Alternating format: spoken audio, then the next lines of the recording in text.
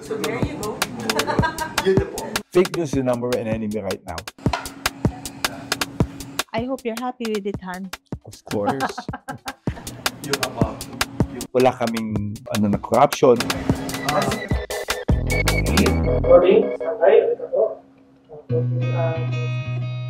After almost 34 years, Police General Romel Francisco Marbil is closing an important chapter in his life. Appointed by President Ferdinand Marcos Jr. as Chief of the Philippine National Police in April 2024, Marbil will undoubtedly be remembered for leading some very successful drug bust operations, reminding policemen to value human lives, and completing a series of high-profile arrests. What is he proudest of during his term as PNP Chief? People Asia finds out. I'm so proud na mag-retire ko na walang problema. The only promise that na pwede ko ibigay sa Philippine National Police, no, it's talagang dignity of the uniform. During my time, walang involvement ng mga police sa mga controversial issues. Lahat ng mga imposible na feeling na hindi magagawa ng police, nagawa namin. I retired on June 7. Wala kaming na corruption or anything na talagang pagkakamali ng Philippine National Police. Wala kaming ginawa na an extraordinary. Within the bounds of law lang naman na ginagawa ng Philippine National. And that's very strict kami. Leading the 232,000 police and NUPs, no? Dapat very clear ang guidance ko. Black and white. So I guess, kaya maganda yung PNP namin. I mean, I can say magaling ang Philippine National Police ngayon. Indeed, Marbil's year as PNP chief made a big impact in the country. All of it, he says, is rooted in the president's order to value human lives while ensuring the safety of the people. Lahat ng ginawa namin, hirap eh. Natulungan kami ng Indonesian National Police to look for Alice Goo. Hirap hanapin kasi nasa abroad eh. Paano mo hanapin yan? So we're so lucky, we sent our people there. We have a good intelligence and nakita rin. Then yung kay Pastor Kibuloy, sabi ko, hirap nito. Then it took us 16 days. For me, pagka hindi ko nakuha yan, ibig sabihin, I have a very bad intelligence and wrong yung plano namin. There will be no exit plan. Pagka hindi namin nakuha si Kibuloy, I will retire. Kasi wala naniniwala sa amin makukuha eh. Being his wife, that was one of the most glorious things.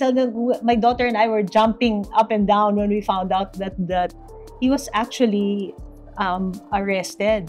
It's scary, you know. I don't hear everything like that. Nga, I didn't even know he had plans to retire if he didn't capture them, di ba? And of course, there was the arrest of former President Rodrigo Duterte. No, sabi yung ICC naman, we're just helping yung Philippine Center for Transnational Crime. I remember we had an activity in SAF.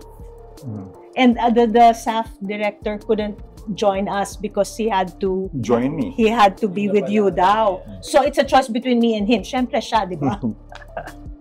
While General Marbil asserts that the country is a safer place these days, he warns of a bigger enemy, which when left unattended can be even more dangerous than crimes on the street. Ang problema natin sa country natin, dito safe ka, kaya lang meron kang kalaban na optics eh. Yung people na binibigyan ka ng yung mga fake news. Pinapakita nila yung mga dating incident na ito yung nangyayari sa country natin. Ito po yung maraming patayan. But tignan mo yung day, 2019, yung maraming talagang patayan ng 2018, 2019, tapos nilalagay nila dito. So feeling ng tao, very unsafe. Fake news is the number one enemy right now. It's the biggest enemy. For her part, Rose Marbil, the general's wife, was just as busy as her husband in the past year. As head of the PNP Officers Ladies Club, she led the spouses of the PNP officials in helping police officers who are critically ill. It was a club, so it started out as a support group. And of course, they wanted to make use of themselves. They started helping out others, but it's outside the directive of my husband not to focus on the police personnel. So we decided, sige, of course, they will do that. And then he said, if you will focus on the police, I'll support you. And of course, who doesn't want support, right? So we realized that there were so many policemen who are in need. So many of them. Our flagship program, the Lab Virus, we identified the critically sick all around the regions.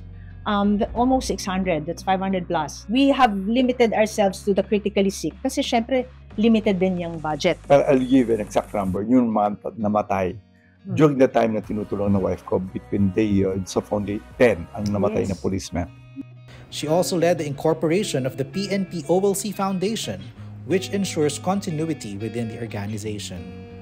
The foundation, we've designed it in a way that it will go on. There will still be a number of legacy members who will be consulting with them. We've created partners, which is like, for instance, the Quezon City local government and other private organizations that will keep the foundation going. Outside of public service, the Marbiles describe themselves as a simple family. Most of my time, wala naman akong ginawa kundi sa office. Ang trauma kasi sa akin, marami nag-retire na mga generals sa amin, dating chiefs PNP, ang raming complain. Ang tanong ko during yung time, binagod nyo ba? Kung papansin mo nga, talagang nag-180 kami from the normal. Dati entitlement, may wala. Kaya nga sabi ko, there's a difference between me, a patrolman, and a four-star. Lahat kami pare-pare. Wala na kaming RHIP. Military kasi kami dati, alam mo yung RHIP, rank has its own privilege. Yun ang dati na ngayon tinatanggal ko. Hindi. Lahat tayo accountable sa work. Every time may mga reporters sa akin nagtatanong, what's your legacy? Ayoko nagkaroon ng legacy. Kasi lahat naman ng chief PNP, kahit naman sinong police, ang gusto talaga na maayos sa gobyerno. Maayos sa Philippine National Police. So kung anong ginawa ko ngayon, kung anong mga decisions ko, it's an improvement of the past. So yung mga dating magaganda naman, gusto kong i-continue. Kasi kahit na maraming gagandang proyekto, pinapatay talaga eh. Kasi feeling nga, hindi. Mas magandang idea ko. I don't want my name na makilala niyo ako because of Marbile. Dapat makilala niyo ako na magandang Philippine National Police. The couple's only daughter, Robin, even says that despite being the chief PNP, her dad is anything but intimidating. And yes, no one is more excited than her when it comes to the general's upcoming retirement. One of the most valuable things I learned from my dad is the joy of giving. Not long ago, actually, I was thinking of selling a few things I no longer use, and without a beat, he said, just give it away. Find someone who needs them, and if it made you happy, it's now time to share it with others. And that really stuck with me. It's such a generous and freeing way to look at life. And with his example, I learned from that as well.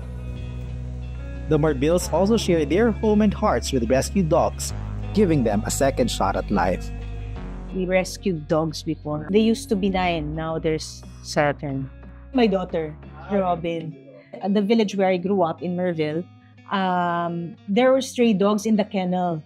Kinukulong. So she started feeding them and all. Kasi nakakawawa naman, kulang yung food. And then every day, pinupuntahan niya after school. Pinapakain niya.